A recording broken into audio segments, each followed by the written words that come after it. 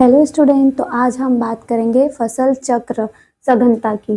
फसल चक्र सघनता क्या होती है, कैसे होती है, उसको कैलकुलेट कैसे किया जाता है, ये सब चीज़ के बारे में आज हम पढ़ेंगे। क्यों? क्योंकि फसल चक्र सघनता से आपके पीएटी में एक क्वेश्चन बनता है। आपको वो बोल देंगे गेहूं की फसल, मक्के की फसल, ज्वार की फसल, और आपको क्या निकालना है, उसकी फसल चक्र सघनता निकालना है ना। तो ऐसे क्वेश्चंस आपके पीएटी में बनता है और यहाँ से मोस्ट टाइम पे आपके 1 से 2 क्वेश्चंस बनते ही है। ठीक है, तो ये वेरी मोस्ट आईएमपी टॉपिक हो गया आपका फसल चक्र सघनता। फसल चक्र सघनता को क्या कहा जाता है? Crop rotation intensity. क्या कहते हैं? Crop rotation intensity. मतलब कि इसको शॉर्ट फॉर्म में क्या बोलेंगे हम? CRI। फसल चक्र सघनता की परिभाषा क्या हो जाएगी? क्या हो जाएगी? जैसे कि आपको परिभाषा के हिसाब से ही आपको सूत्र याद करना है ना। तो क्या है? फसल चक्र में फसलों की संख्या। क्या करना है? फसल चक्र में फसलों की संख्या क्या करते हैं? उस किसके गुणित फसल चक्र की अवधि। जो हमने फसल चक्र में, हमारे फसल चक्र में या खेत में कितनी फसलों की संख्या, गेहूं लगा एक संख्या, एक फसल लगाई, 2 फसल लगाई, गेहूं लगाया, मक्का लगाया, ज्वार लगाया। ठीक है, तो फसल चक्र में फसलों की संख्या कितनी फसलें हैं तथा क्या है? फसल चक्र की अवधि क्या करेंगे? उससे भागित करेंगे। फसल चक्र की अवधि से उसको क्या करेंगे? कितनी अवधि का, 1 वर्ष की फसल है, 2 वर्ष की फसल है, तो उससे क्या करेंगे? उसको भागित करेंगे और उसके गुणित में क्या 100 क्यों होता है? 100 इसलिए होता है कि फसल चक्र सघनता हमेशा प्रतिशत में निकाली जाती है। किस में निकाली जाती है? प्रतिशत में। और जहां पे प्रतिशत की बात आएगी तो वहां पे क्या आ जाएगा? 100। तो फसल चक्र सघनता में क्या होता है? हमने क्या बात करी? इसका सूत्र क्या हो गया? CRI, मतलब कि क्रॉप रोटेशन इंटेंसिटी। इसका सूत्र क्या हो गया? फसल चक्र में फसलों की संख्या, कितनी फसल ली है, ये हो जाएगा बटे क्या हो जाएगा? फसल चक्र की अवधि, कितने वर्ष में कितनी फसल ली, उसमें किसका गुणा कर देंगे?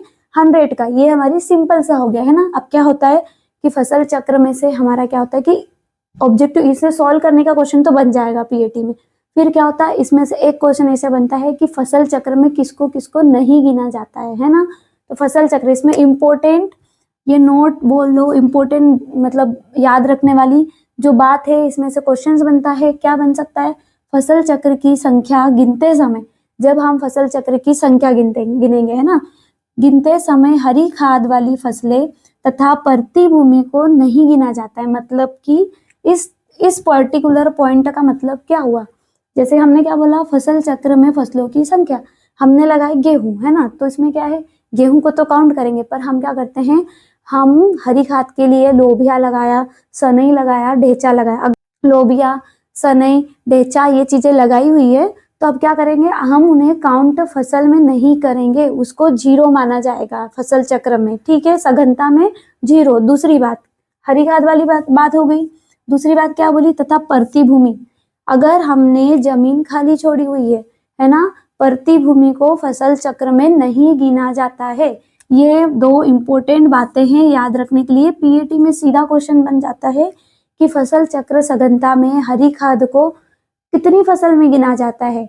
गिना जाता है, नहीं गिना जाता है, 1 फसल, 2 फसल या 0, है ना। तो इसको गिना नहीं जाता। यहाँ से हमारे क्वेश्चंस बनते हैं। फिर दूसरा टॉपिक क्या, दूसरी बात क्या है? एक समय में एक साथ बोई गई मिश्रित फसलों को एक साथ गिना जाता है। मतलब अगर आपने मिश्रित खेती करी हुई है ना, आपने मिश्रित खेती करी है तो उसको अलग अलग फसल नहीं गिनेंगे। मिश्रित खेती जैसे कि आपने क्या करा, आपने क्या लगा दिया, बात करेंगे, हाँ, कपास। ठीक है, कपास लगाया और उसके साथ क्या लगा दी? भिंडी। जैसे हमने कीट आकर्षक बात करी है ना, कीट आकर्षक फसलों की बात करी है, तो हमने ये क्या लगा दिया? कपास लगा दिया। कपास के साथ क्या लगा दी? भिंडी। तो इसमें हम 2 फसल नहीं गिनेगी, इसमें मुख्य फसल को ही गिना जाएगा। मतलब कि क्या हो जाएगा, इसमें फसल एक है, जैसे कि अलग अलग फसल देखे तो कपास अलग है, भिंडी अलग है, पर इसको काउंट कितना करेंगे? एक ही। अगर हमने मक्का, ज्वार, बाजरा, ये सब चीजें एक साथ एक ही फील्ड पे मिक्स करके लगाइए तो उसे फसल चक्र सघनता में एक ही फसल गिनेंगे। ठीक है, अलग अलग मिक्स क्रॉपिंग या मिश्रित फसल, अगर हम मिश्रित फसल करते हैं, मिश्रित फसलों का मिश्रण करते हैं, दो या दो से अधिक फसलों को एक साथ मिलाकर खेत में लगाना क्या कहलाता है? मिश्रित खेती। तो मिश्रित खेती में मिश्रित फसलों को एक ही गिना जाता है। ठीक है, याद रखना, इंपॉर्टेंट पॉइंट है, एक ही गिनेगा। ऐसा नहीं कि आपको कुछ भी आपने दो गिन लिया, दो फसल लगी, मक्का ज्वार साथ में है तो आप उसको साथ में गिन लोगे, ये नहीं होगा, एक ही फसल गिना जाएगा। ठीक है, ये बात हो गई। फिर क्या है?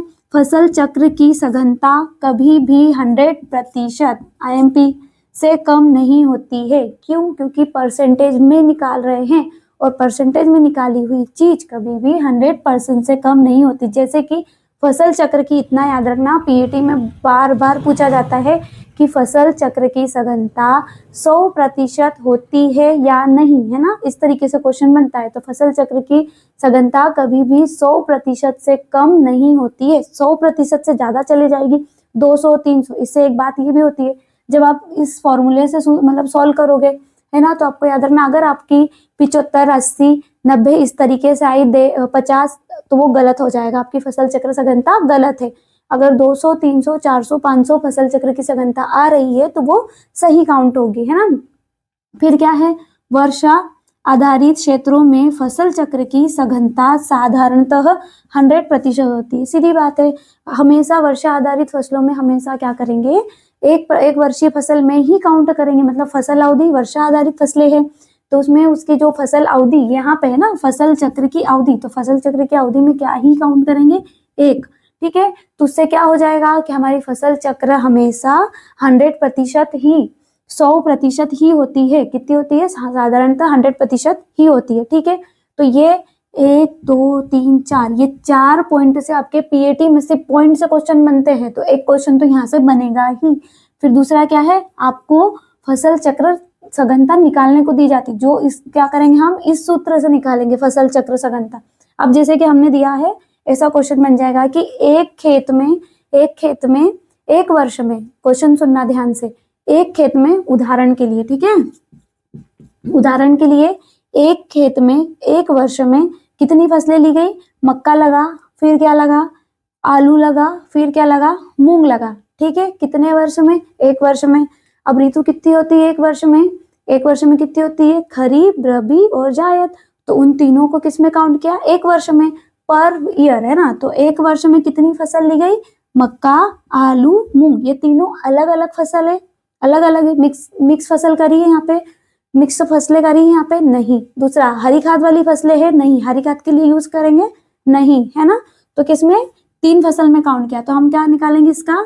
CRI कैसे निकालेंगे? 3 फसलों में काउंट कर लिया, मतलब फसल चक्र में फसलों की संख्या कितनी हो जाएगी? 3। फिर क्या है? एक वर्ष में, प्रति, पर ईयर, तो कितने वर्ष में? एक वर्ष में। अवधि क्या हो गई? फसल चक्र की सघनता की अवधि कितनी हो गई? एक वर्ष, गुणित 100, तो क्या हो जाएगा? 300। सीधा हमारा उत्तर ऊपर गुणा हो जाएगा, क्या हो जाएगा? 300, सीधा सा उत्तर आ गया। ठीक है, कितने प्रतिशत हो गए? 300। सेकेंड क्वेश्चन एग्जाम्पल के लिए, ठीक है, एक खेत में एक वर्ष में कितनी फसलें? 2 फसलें ली गई, धान और गेहूं। आपको पता है धान कौन सी फसल होती है, गेहूं कौन सी फसल होती है? धान कौन सी फसल होती है, कौन से सीजन की होती है, ये आप बताओगे। ठीक है, गेहूं कौन से सीजन की फसल होती है? याद करो, गेहूं क्या होती है? रबी, और धान क्या होती है? खरीफ। धान की फसल खरीफ, एक सीजन, गेहूं क्या है? रबी की फसल, एक सीजन। कितनी फसलें ली गई हमने? 1 और 2 अलग अलग काउंट किया। कितने वर्ष में? एक, ऑब्वियसली एक सीजन में ली गई है तो एक वर्ष में काउंट होगी, है ना। फिर क्या है? एक वर्ष की ली गई और कितनी? 2, तो इसको भी सेम ऐसे ही सॉल्व कर लेंगे। यहाँ पे क्या आ जाएगा? 2 फसलें एक वर्ष में ली, 200, क्या हो जाएगा? 200। चलो, आपको ये टॉपिक समझ में आया कि नहीं, आप मुझे कमेंट में बताइएगा, क्योंकि ये बहुत इंपॉर्टेंट टॉपिक है PAT के पॉइंट ऑफ व्यू से। ठीक है, अगर आपको ये वीडियो पसंद आया तो आप ऐसे ही हमारे साथ चैनल के साथ बने रहिए और हमारे चैनल को लाइक, शेयर और सब्सक्राइब करें। आपको PAT का पूरा पढ़ाया जाएगा। Thank you.